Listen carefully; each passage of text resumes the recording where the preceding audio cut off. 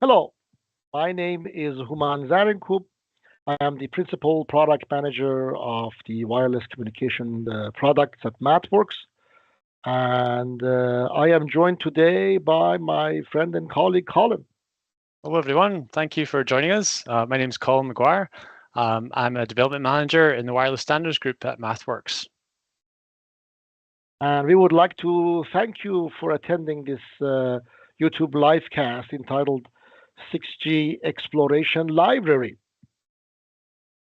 Let's go over the agenda of today's presentation. Following some introductory remarks, we're going to essentially present this functionality in MATLAB for 6G in 5 sections. We're going to talk about waveform generation capabilities for the candidate 6G signals. We're going to talk about end-to-end link level simulation and scenarios, how you can use scenario modeling, channel modeling, and end-to-end link level simulation to assess the performance. We're going to talk about the measurements and RF modeling of the new 6G candidate technologies and waveforms. As one of the rather new technology areas, reconfigurable intelligence services are discussed. And in terms of other technologies that seem to have traction with 6G, we're going to talk about NTN, non-terrestrial networks, the accessibility through satellites for wireless communication, and also the application of AI for wireless. Finally, we're going to conclude with some summarizing remarks.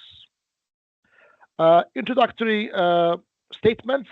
What is 6G? 6G is the next generation of mobile wireless communication system. It seems going to be built upon the strength of 5G.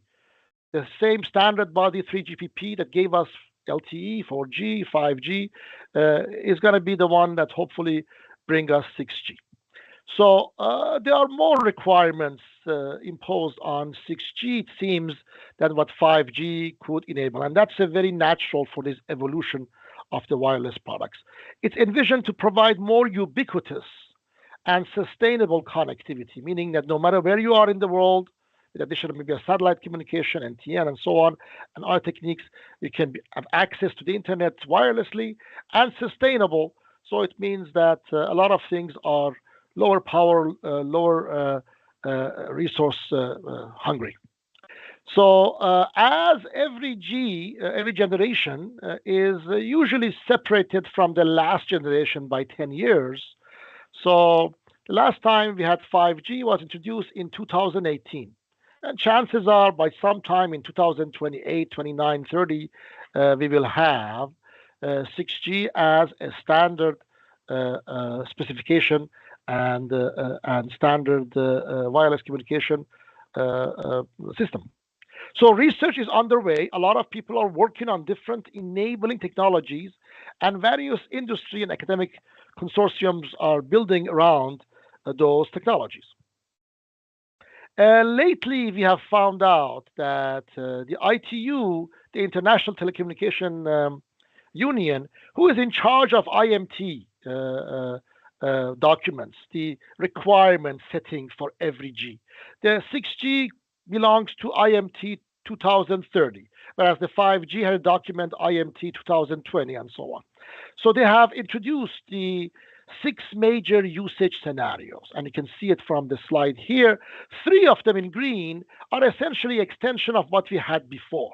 The immersive communication, that's essentially the enhanced mobile broadband of the 5G. The massive communication is MTTS, MMTC, and the HRLC is the ultra reliable low latency communication that we had in 5G. There are 3 new use scenarios added. Ubiquitous connectivity, what I told you, you want everybody to have access to internet, bridge the divide, and connect the unconnected. Integration of 2 major, essentially adjacent technology with communication.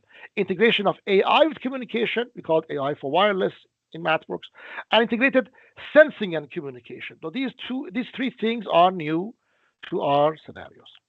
So what kind of application and use cases beyond those general concepts are going to be introduced, chances are we're going to have better fixed mobile and broadband evolution, the evolution of the EMBB. Extended reality, virtual reality, those things are going to be enhanced.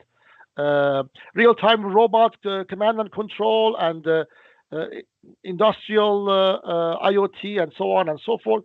Wide area and micro connectivity, meaning when you have higher frequencies, you can have a smaller range and smaller cell size. Fusion of sensors and wireless. Digital twin, which is a representation of physical reality in computers as a means to provide more data, more representative data to train your AI systems. That's very important, and other aspects. In terms of technology, what engineers are researching and working on, we see the expansion of at least the next 5 of these things. And if you know of other things being worked out, let us know. The application of AI ML, the artificial intelligence and machine learning, chances are it's going to not only go for optimizing various components of a wireless system, but also could be AI native. We're going to have AI native functionality in our future wireless communication systems. The expansion of the radio frequency support. Millimeter wave was supported in 5G. We're going to have maybe more frequencies available. I'm going to talk about that shortly. The reconfigurable intelligent surfaces to overcome the blockage issues and extending your coverage. Non-terrestrial networks to achieve ubiquitous connectivity, and cell-free massive MIMO for a more efficient approach to MIMO. As I mentioned, in 5G, we had the cellular frequency extended and available between, less than 1 gig to about 7 gigahertz, millimeter wave from 28 to 39, and so on. It seems 6G is going to embrace the mid-band, which is around 10 gigahertz, and the sub-terahertz, which is around more than 77 or 88 gigahertz. So we have new frequencies, contiguous bandwidth, so we can expect higher bandwidth applications. The timeline, as I mentioned, the ITU IMT 2030, the document published by IMT and developed by the consortia of equipment makers and service providers, is slated to be available around 2026 or so. That agreed requirements, what is 6G and what it should do, is presented then. Then the 3GPP, who has already come up with a new nice logo for 6G, is going to be in charge of proposing and specifying standards that meet those requirements. And it seems that the requirement setting is going on soon. There is the IMT 23 use cases workshop happening this year, and then the 6G workshop next year, and so on. And maybe the release 21 of 3GPP is going to be called for the first time 6G. Right now we are on release 18, release 19 and 20 are coming. Maybe release 21 is going to be on 6G. That's what we are learning by reading the information from ITU and 3GPP.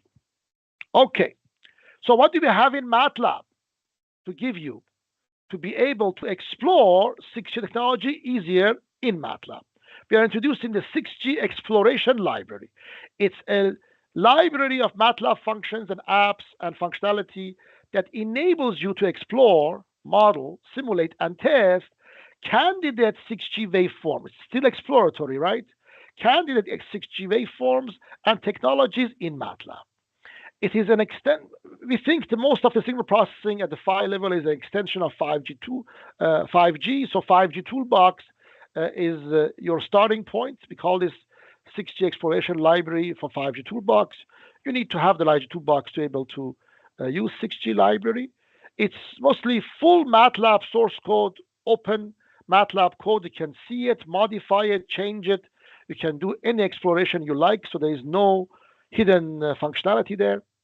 And you explore options that beyond what 5G standard allows. And how do you download this 6G exploration library?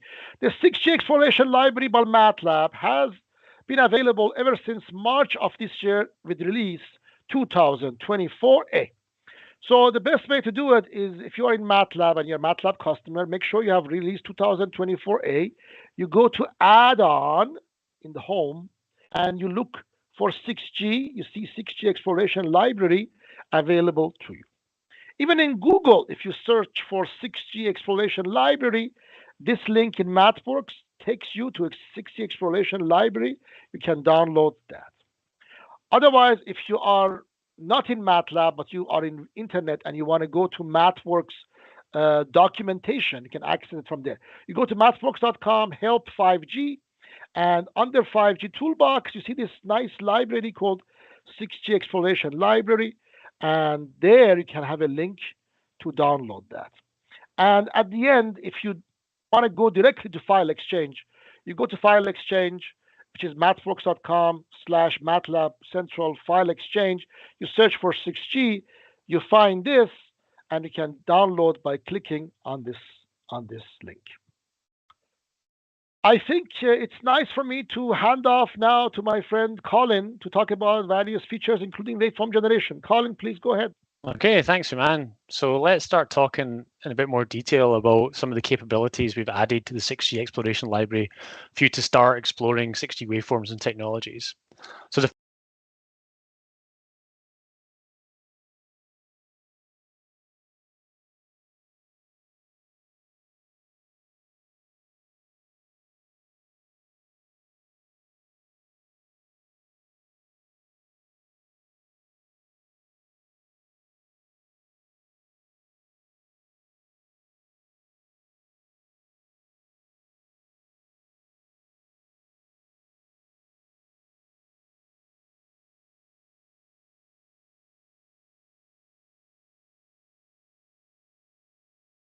Here we have an example that's using the exploration library where we're generating a very large bandwidth waveform. So this is 13.3 gigahertz with a very big subcarrier spacing of almost 4 kilohertz.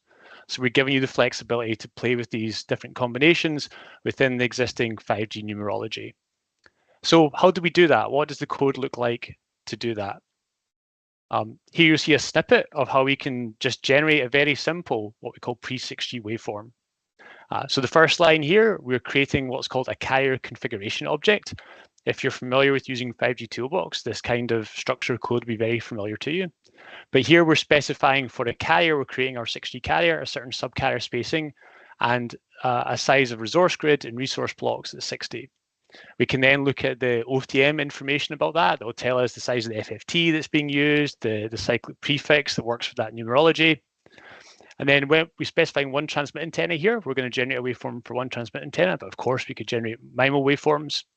So the next few lines, we're creating an empty resource grid. So that's a time, frequency, space.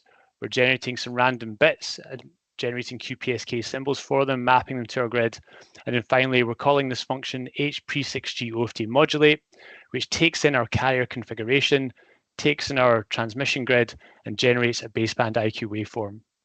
And you can see at the bottom here, we've got a nice spectrum that shows us the waveform. So we've got an example in the 6G exploration library called Getting Started with 6G Exploration, which talks a bit about the processes that go on behind this. So how you can configure different subcarrier spacings, different bandwidths, and what the implications on the signal these might have.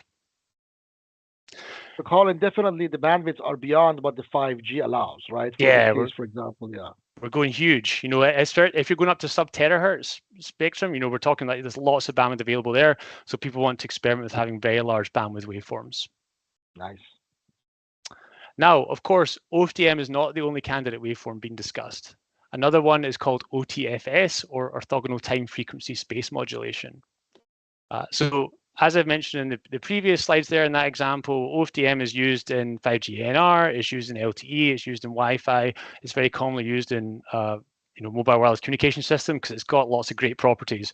One property that it doesn't have is it really suffers in high Doppler environments. So what I mean by that is if we have basically things moving very fast, and we're reflecting energy off those, or our transmitters moving at a different speed to a receiver and reflecting off buildings that are surrounding.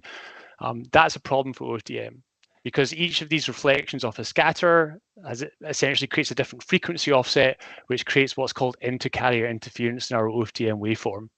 So we lose orthogonality in our subcarriers if you speak that kind of language, and basically what that means is the performance of our link drastically degrades. So one candidate waveform being discussed in this kind of scenario is called OTFS. Now, what's interesting about OTFS is instead of representing data in the time and frequency like grid, like OFDM does, we instead represent it in what's called the delay Doppler domain. And this kind of slide here shows an example of what that means and why it's beneficial. So here we can see a little diagram at the bottom of the screen where we have a car, which is our receiver, which is moving at 130 kilometers an hour, and it's receiving a transmission from a base station. And you can see there's a line there between the base station and the car, which is indicating that transmission. We've got 0 representing that, and it's a very wide line, so it's representing there's a lot of power in that signal because it's line of sight. But then we have 2 reflections, like multipath reflections of other objects. So on the right-hand side, we have a truck moving at 90 kilometers an hour in the same direction as the car. There's a signal 1 indicating that. It's reflecting off the truck and then coming to our car. And then on the left-hand side of the screen, we have an ambulance, I think, moving at 150 kilometers an hour in the opposite direction of the car, so towards the car. And we're getting, again, a reflection off that, and that's reflection number 2. And what we can do is we can draw the scenario on this Doppler delay grid that you can see on the right-hand side of the screen. So we have our 0 path between our base station and car as a kind of reference point, so that's 0 Doppler, 0 delay. Then we have our truck, which is very close to the car, which has a very small delay compared to the line of sight between the base station and car, represented as number 1 with a very small Doppler offset that's negative because it's moving in the same direction. And then we have our ambulance, which is much further away, so there's a very large delay between that signal and our line of sight one, moving the opposite direction, so we have a very high Doppler and a very high delay. Now we can represent our channel response with these different reflections, and you'll notice in this scenario it's very sparse, that matrix. So what that means is we can use certain signal processing algorithms to very efficiently equalize this and get a good performance in equalizing for this channel where OFDM would struggle. So we've got an example in MATLAB in 24A in Communications Toolbox, which shows how you can learn more about the system and model its performance. So in this example, we simulate that exact scenario of these different vehicles moving at different speeds. We show how when we model that with an OFDM link, we struggle, and we can see the poor performance of the constellation there. When we now use an OTFS modulation instead, we can see the constellation is much sharper, so we have much better performance. So you can start to play with these different schemes and understand the benefits and disadvantages of each.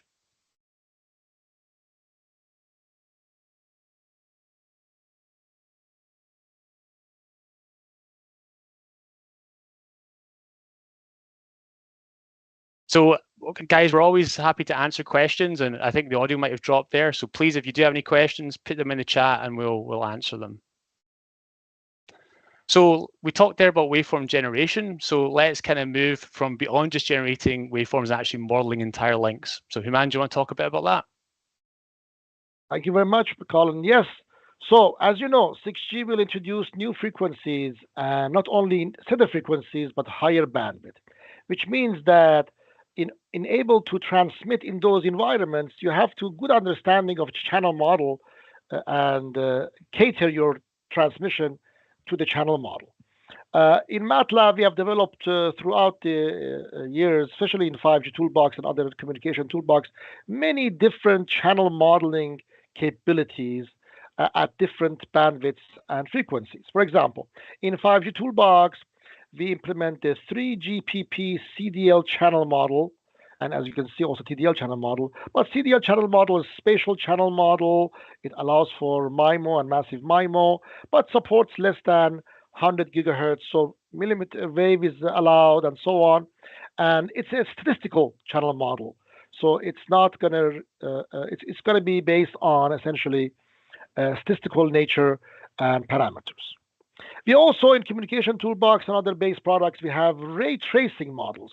Now, ray tracing models are not statistical in nature. They're 3D scenario channel models, meaning that, as you can see in the graph, we have in MATLAB a way for you to put the transmitter at some place, could be indoor or outdoor, on a building, in a corner of the room, and we can actually do the ray tracing, meaning all possible rays that connect a pair of transmitter and receivers, and based on that we can estimate and actually compute the multipath fading profile, the delay profile, all that. So ray tracing is spatially oriented, 3D oriented. It's not statistical, and we have that in MATLAB. Also, for everything higher or less than 1 terahertz, we have frequency dependent path loss models for large scale fading, and we can use that. So MATLAB comes with a lot of channel modeling capabilities. As I mentioned, 5G channel models for the first thing we have in a 5G toolbox, TDL channel model based on channel delay, Doppler shift, MIMO correlation.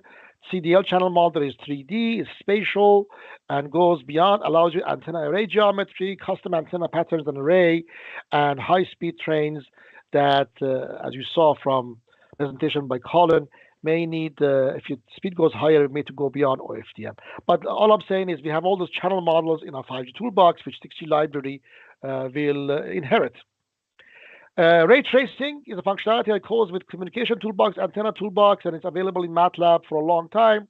We use channel models specific to a 3D environment. As you can see here, our capabilities are very extensive. We can actually, MATLAB goes and opens the OpenStreetMap, and you just specify the GPS coordinate. It gives you exactly the configuration of buildings and the ground and the terrain of everything you want.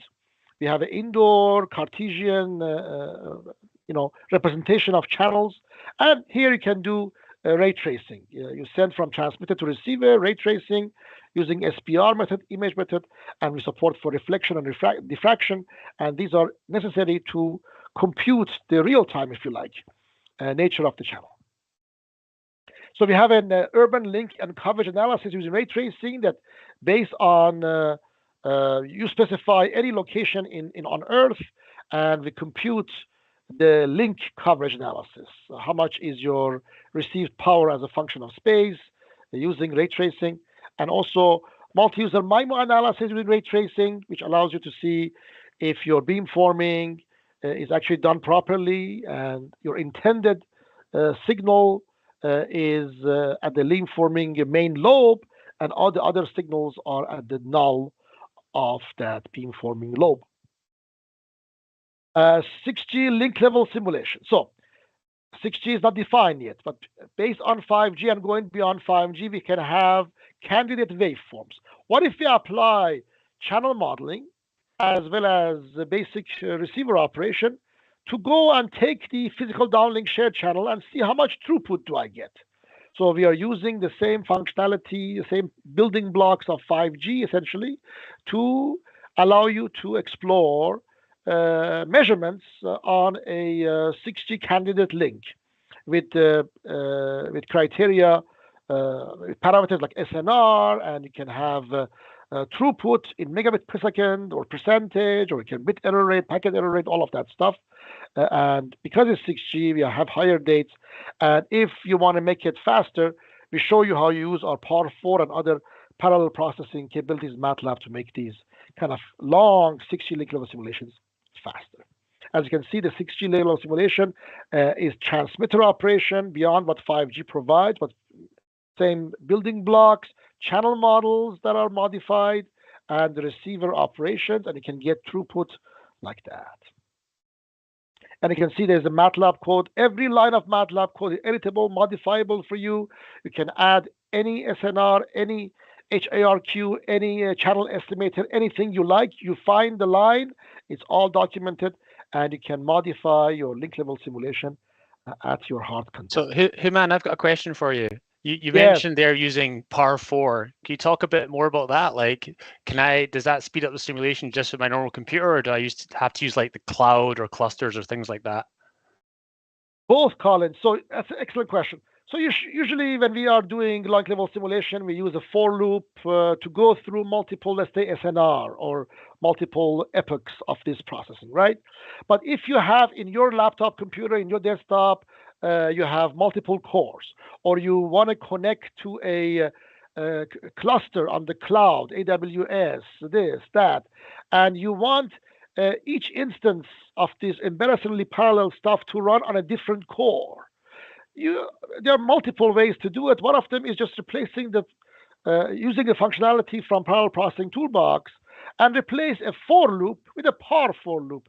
And underneath the hood, you can easily set up this using Parallel Processing Toolbox, and different instances of the algorithm runs on different separate codes in parallel simultaneously, and that way, either in the desktop, which multiple cores, on the cluster, on the cloud, you can run parallel stuff faster because they happen at the same time. All right. Hybrid beamforming, meaning the division of the beamforming tasks into digital and analog components for efficiency, is seeing a lot of applications and interest in 5G and 6G, especially in a millimeter wave of sub-terahertz, because the energy level drops so fast to receive power. So you need to use beamforming and use the massive MIMO for beamforming. But if you do massive MIMO for beamforming and it's all digital, you have to every power amplifier has to be done using digital beamforming. That could be, in terms of power, expensive. So a lot of people have been deciding to take a massive MIMO or MIMO scenario, multi-user MIMO scenario, and divide the beamforming into two sections conceptually. Digital beamforming on one dimension, azimuth or whatever, and the analog beamforming, essentially phase shifts, which doesn't require power amplifier weighting in analog domain. And we have many examples to show you how you can take that and make your massive MIMO, multi-user MIMO, 5G and 6G explorations efficient and fast. Harlan, why don't you talk about RF aspects and measurements and all the good stuff that come with that on 6G exploration? Sure. So, Hooman, how are we doing for time? Do you think I should go into MATLAB and show something? What do you think? I think we have time, my friend, if you do it in a very typical Colin efficient way. Okay, let me share my screen then, and we'll go into MATLAB. Sounds great. Okay, can you see my screen, Hooman? I think it's coming soon. So, yes. Yeah, let me see it. So what I've done is I've just opened the documentation from MATLAB here. So what I'm going to do is just go down to the wireless communication area here, select the 5G toolbox, and then we have a new category in the 5G toolbox called 6G Exploration Library. So this page here has a number of different examples and links to different interesting things about technologies, including the OTFS I showed earlier, and then a number of examples, including the 6G link level Hooman talked about and the getting started that I talked about. And I'm going to open this example here, titled Measure Impacts of Sub-Terahertz Impairments in 6G Waveforms. So let's actually open this script in MATLAB itself. So here I've got a live script open. And what we're going to do in this example is have a number of impairments that we want to try and understand what the impact they have on a kind of pre-6G waveform is. And in this case, we're choosing some impairments that are applicable for a sub-terahertz system. So we've got a phase noise model, we've got a power amplifier model, and we're also including a filter as well. And what we're going to do is generate our pre-6G waveform with very large bandwidth and sub-carrier spacing, and then we're going to perform a couple of measurements on it. We're going to perform an EVM measurement, or error vector magnitude, which is a measure of signal quality, and then ACPR, which is a measure of essentially the power that's going outside of our band of interest, so what's interfering with neighboring transmissions, so adjacent channel power measurements or ratios.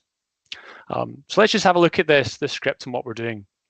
So the first thing we can do is set some system parameters like the carrier frequency, bandwidth, sub-carrier spacing. We can play with these. We can set our bandwidth occupancy, so how big our sidebands are, which are useful for avoiding interference to our neighbors. We can generate different TDD schemes, a different number of slots and subflames, and also select our modulation scheme. In this case, we're doing 16 QAM. Then we have just a handful of lines of code here that are going to generate our waveform. So we're generating a PDSCH-like waveform. So this is data. We're including a demodulation reference signal, so we can do channel estimation equalization, and then a phase tracking reference signal that's going to help with the phase noise caused by our phase noise model. So what we do is we do OFDM modulation, generate a waveform, and then we get to the interesting bit, modeling the impairments. So let me just run this example while I talk through some of the impairments. So the first thing we're doing is adding a phase noise model. Now this is from a research deliverable for 6G called HexaX, which is a big European research project for 6G. They basically characterize a number of different hardware and RF interfaces in different frequency bands, including sub-terahertz, to try and create impairment models. So here we're using one of those models. So here we can see our phase noise versus frequency. We've got a low pass filter, which is just used to control the shape of the signal. Then we've also got a power amplifier model as well. So again, this is based on a HexaX deliverable as well, where they suggest power amplifier models for sub-terahertz. So we can see as the power of our waveform gets higher, we start to get saturation and nonlinearities. So then what we do is we're going to do some measurements in that waveform. We're going to measure the ACPR with our spectrum analyzer, so we can see our nice shape of our waveform with our kind of shoulders we'd expect to see. Then we're going to measure the EVM. So to do that, we're going to slot by slot go through the waveform, demodulate it, perform channel estimation, equalization, phase tracking, all that good stuff, to then demodulate the waveform, measure the EVM per slot, and look at the constellation. And then we can look at the EVM versus subcarrier to see if there's any impairments for things like the filtering, and EVM per symbol and slot as well. So hopefully that gives a kind of feel of what we can do. So, you know, one of the reasons why we're interested in changing, for example, the subcarrier spacing is that when we use these very high frequencies, we get, you know, the phase noise can be very problematic. So we can use bigger subcarrier spacings to try and mitigate that. So you can have a play here in changing the subcarrier spacing to see how that'll impact the performance given the phase noise model. What do you think, Hooman? How does it look? I think that level of detail on EVM is very useful to see if you're building a new 6G waveform, are you doing the right thing or not? That's awesome. Yeah. Now, Colin, if you don't mind, a member of IEEE is asking me a question that you might find interesting. Okay. And could be related to that. Say, thank you very much for informative talk. Can we generate waveforms that comply with 802.15.3D? So it's not 3GPP, Colin. It's not 802.11. Is 802.15.3D. I think it relates to, you know, those Zigbee and UWB and those things. Am I right? Yeah, so 802.15.4 is like our Zigbee stuff. I'm not actually sure 15.3, Hooman. I'll have to check and then come back when you do your next bit of the presentation. I'll find out and find an answer for you. So we gotta find out. I think we are next to it, but not exactly the 3D. We gotta look at that and see what we have for you, my friend. I hope that's great. That's great. Okay, let me stop sharing, and let's go back to the slide deck. Yes, let me allow you to take a look at the slide deck that we have here, so we have done a lot of discussion about the EVM measurements and so on as you presented, and of course there is a RF design and wideband millimeter wave beamforming system designed by our friend Georgia. You can take a look at that. Just look for beamforming and millimeter wave and you can find it. But I think the next topic, and we got to make these things a little faster now, Colin, is the reconfigurable intelligent surfaces. I think you can talk about that, add your expertise very well. Why don't you tell us what do we have in 6G library for that? Sure. So this is a really interesting technology that I find quite exciting, and it's one of the technologies that's been described as an enabler for 6G. So what is a reconfigurable intelligent surface, or RIS? Some people call it IRS, lots of acronyms, but we're calling them the same things. So what is it? It's an array of controllable quasi-passive low-cost reflecting elements. So that's a big mouthful. What does that mean? Essentially, we have an array of elements that we can control.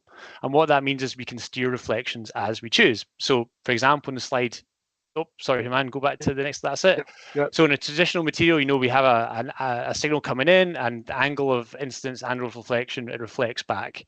But what we can use is this called a meta surface, where we can control these individual elements, and we can steer the reflections in a direction that benefits us.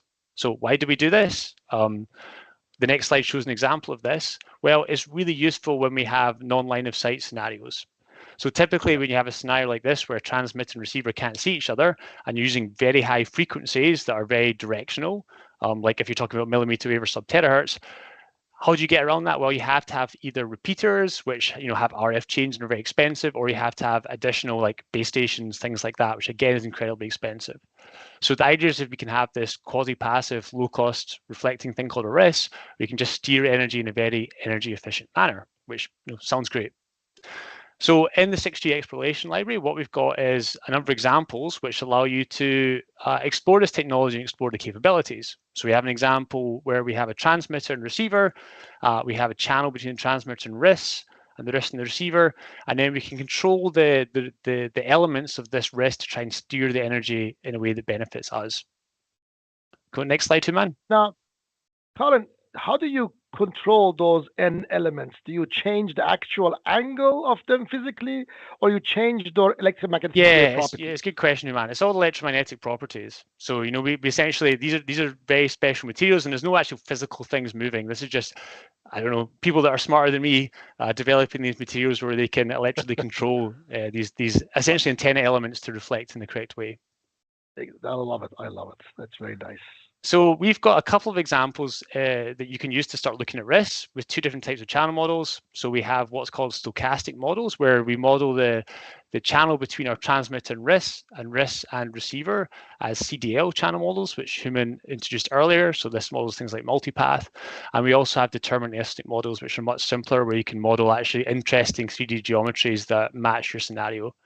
So in these examples, we show how you can have a link, and we can look at the performance when we enable, disable the RIS, and we also demonstrate some iterative algorithms that you can use to actually determine the coefficients in the RIS and control it. So it gets started with applying RIS and overcoming blockages using this technique, right? Yep, exactly.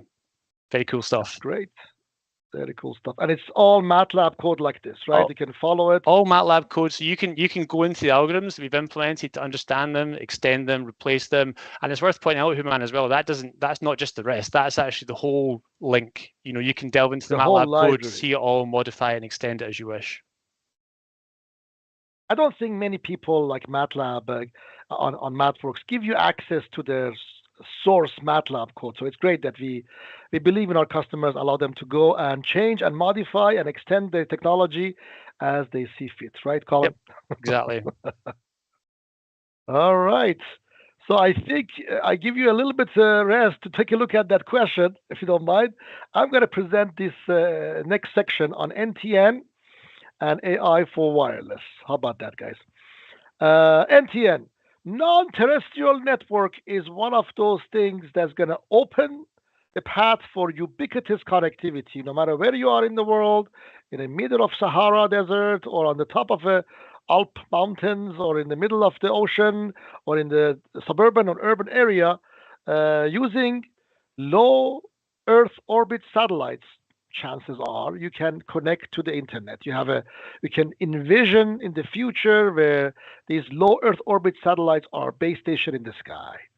And so 6G wants to extend the global service coverage, and NTN, those satellite communication-based non-terrestrial networks, can provide coverage to large isolated areas at very cost-effective, as long as the satellite and low Earth orbit is there.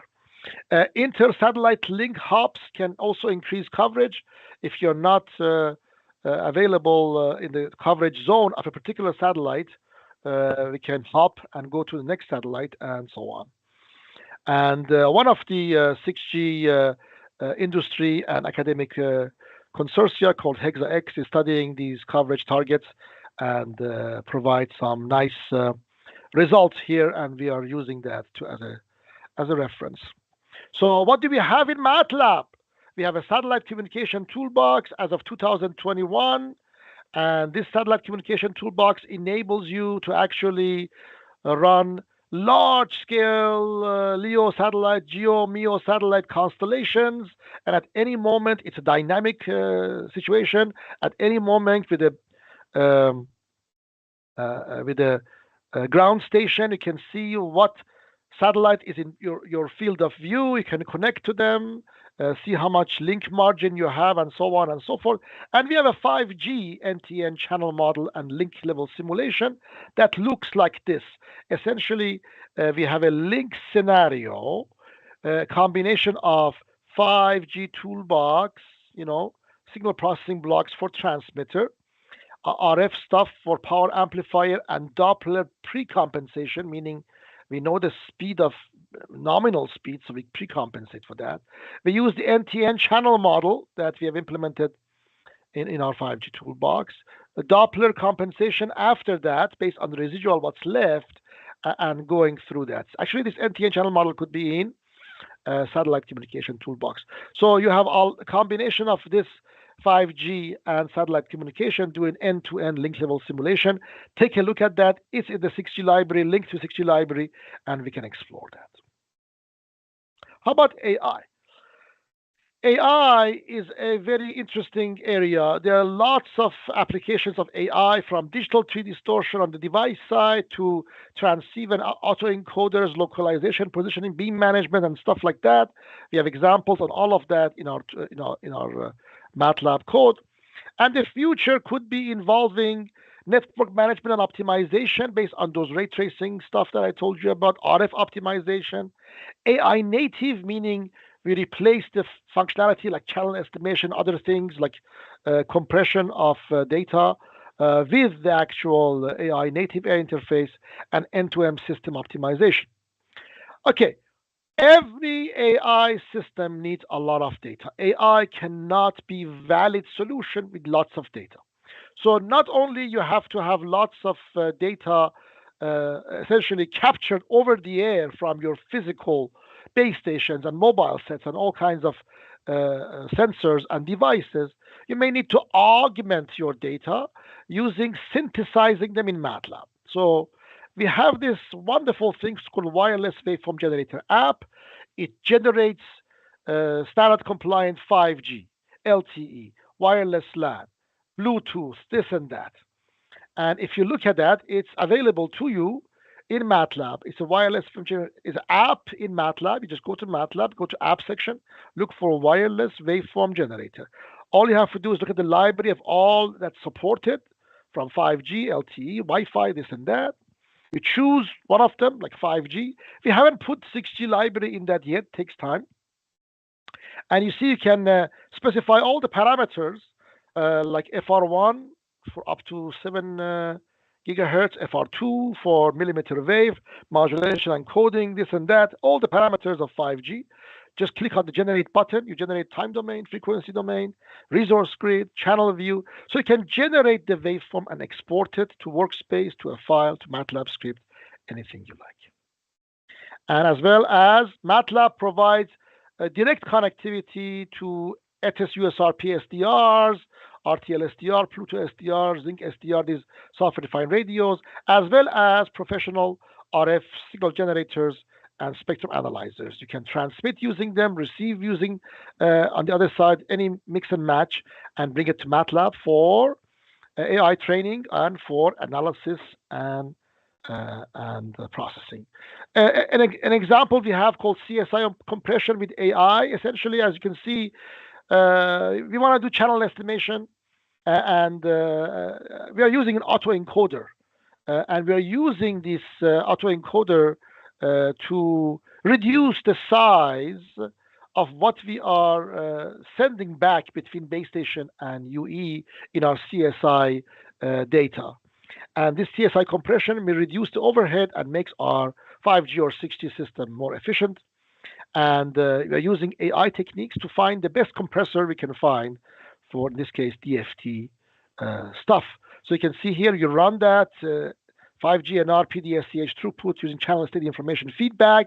You see the transmitter or base station sends the information over the channel. After CP-OFDM demodulation, we do the CSI and we encode that. that information is transmitted over that CSI decoding. All these two functionalities based on AI. And in the next transmission, the base station reads the MCS number of layers and pre-coding that was computed in the previous frame at the UE and updates these parameters to make the link better. That's the story of the throughput and control feedback loop needed for better scheduling your information. To summarize, 6G Exploration Library allows you to have 6G candidate waveform exploration, go beyond 5G, have more subcarriers, have more resource blocks, anything you want from 1 gigahertz, 2 gigahertz, anything you want. We can allow you to do, it allows you to explore throughput measurements, RF, RIS, AI, using very easy to use open MATLAB code examples that you can see here, and everything is full open MATLAB source code. You can modify, change, and so on. So you can actually go beyond to learning more. We have lots of webinars on 6G and AI and so on for you to take a look at. And remind you, if you want to get today access to 6G Exploration Library, if you have MATLAB 24A, go to Add-on Explorer right here and get 6G. If you don't have MATLAB on your desktop, go and do the 6G Exploration Library on Google and find the link in MathWorks and download that. If you have documentation aspect, mathworks.com/help/5G, you find the 6G Exploration Library right here. You can get information and also download it right here on the documentation page. And if you want to go to the source, just go File Exchange, mathworks.com/MATLAB Central/File Exchange. You put 6G, you find 6G Exploration Library for 5G Toolbox. If you don't have 5G Toolbox, we will give you the evaluation copy. You take that with the 6G Explore, and you can be more efficient in 6G exploration. Thank you very much. I think we have done good in time, and I am going to maybe stop sharing and open the room for the questions that you may have. Anything you want to add, Colin, my friend? I think you are mute. It would be nice to unmute. Sorry, rookie error there. Yeah, so no, all good to man. I think we've got a couple of questions that will maybe give us a bit more to discuss. While you take a look at the questions in the chat, I had a little look at the 802.15.3. We don't have anything specifically for that standard. As I said earlier, we do have support for Zigbee, UWB, Bluetooth, WLAN. I did have a look at the IEEE document though, and a lot of the components in the physical layer we do support in Communications Toolbox. So things like trellis coding, CRCs, the different modulation schemes. So if you're willing to get your hands dirty, you can certainly build that physical layer up yourself. And feel free to contact us. Yep. At the conclusion of this live cast. We put our email accounts, me and Colin, and you can contact us through that and other means, and we can get you in touch. So somebody will call you and help you with that process. We have application engineers ready to work with you free of charge for any question you may have on MATLAB and wireless communication. So, Georgios is a question. Are there any examples where 6G Exploration Library is used in combination with the radar toolbox for integrated communication and sensing? I love that question. And Colin, if you don't mind, I'm going to say we hear a lot of people. We are aware of it. We are working on it. We have things brewing. I can't tell you anything more as a product manager, because if I talk about future, they got to fire me. No, I'm just joking.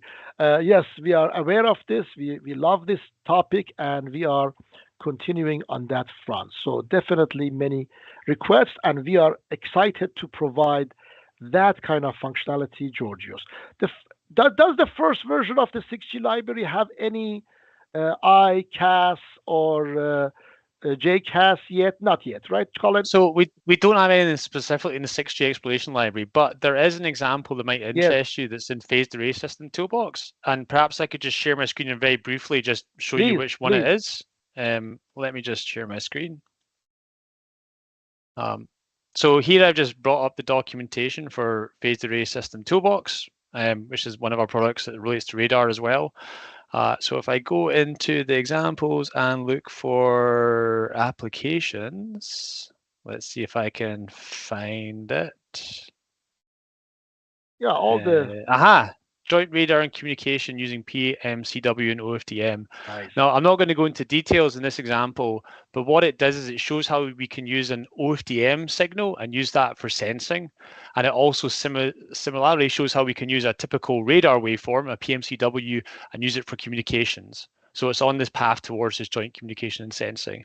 Yes. But as Human says, this is we're getting loads of requests for this, and this is something we're actively working on to try and improve our offerings in this area. So maybe next time we refresh this library, you might see a link to these kind of things in our library and much more. No promises, but hopefully we are working on that and we can get there. That's a great question. Yeah, I'll make sure we post a link to this in the chat as well. This example. That will be good. Also, if I don't do the name right, Herelam is asking, will the slide be available? He likes our slide. He calls them comprehensive. We thank you very much for that nice comment.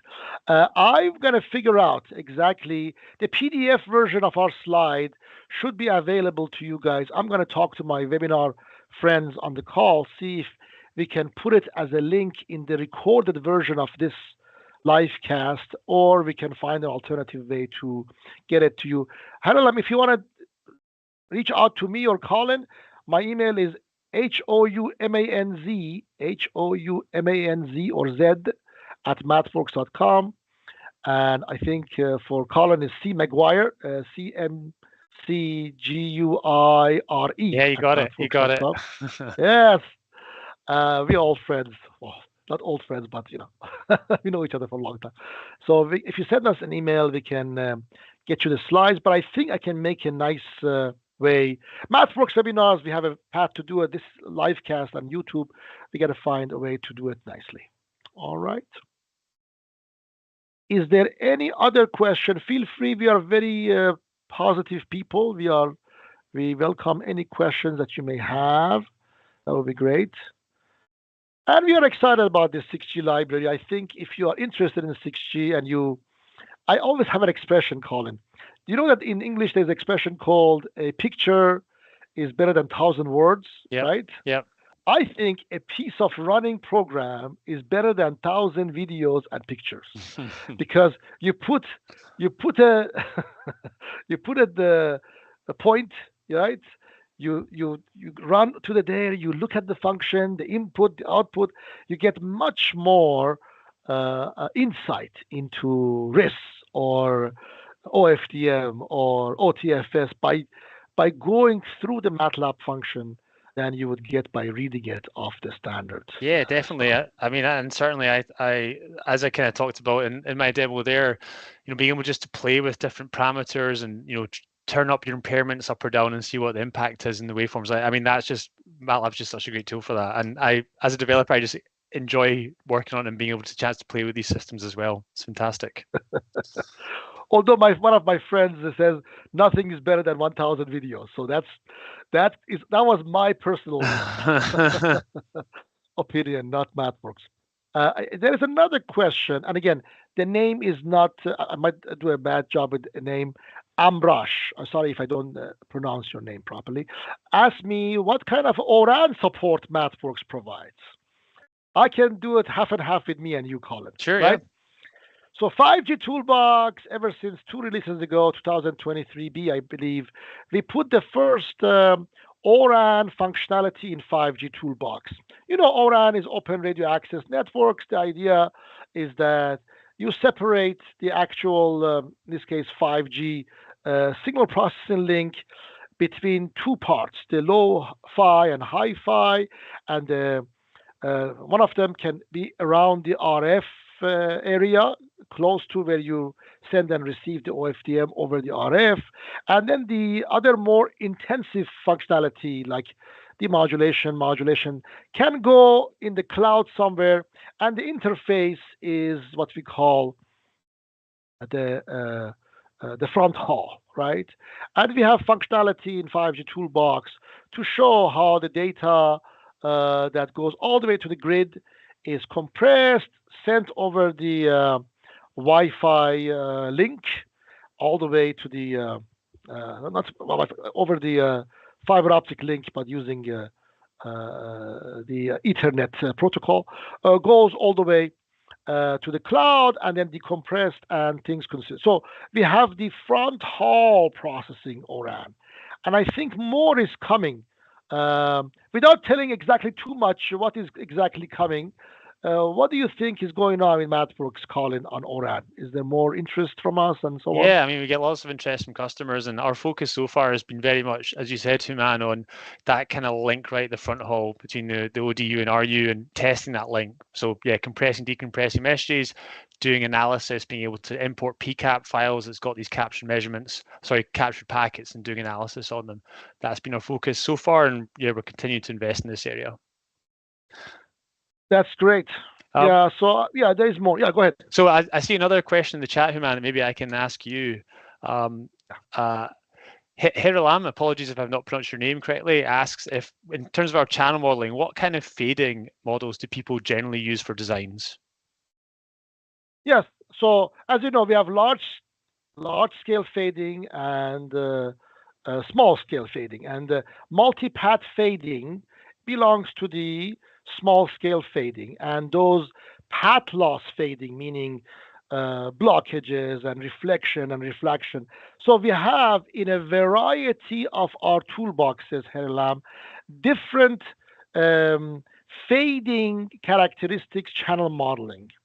We have a path loss function in communication toolbox, gives you all kinds of path loss due to different things, rain and fog and this and that and so on.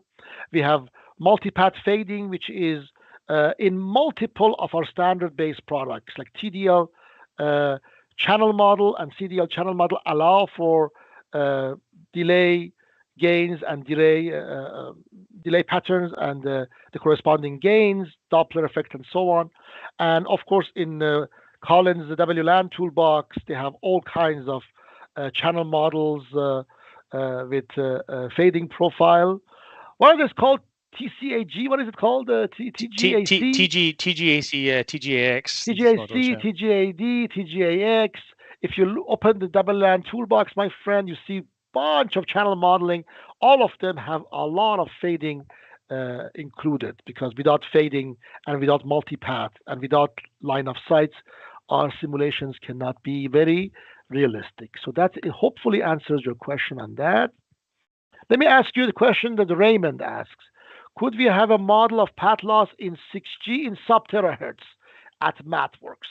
Yeah, so we have a couple of path loss models that would be applicable for that. One of the big things at sub-terahertz is that certain frequencies you have really severe attenuation due to gas absorption. So we have something, I think it's a function called gas PL. I think that's right, Human, you correct me if I'm wrong, that allows you to model that absorption. So you plug in the frequency of interest and that will give you the path loss you'd expect at that frequency. So you can couple that with free space path loss, and that's a pretty good representation of what you'd get in sub-terahertz, because there we're kind of typically looking at line of sight links anyway. So that's certainly a good starting point.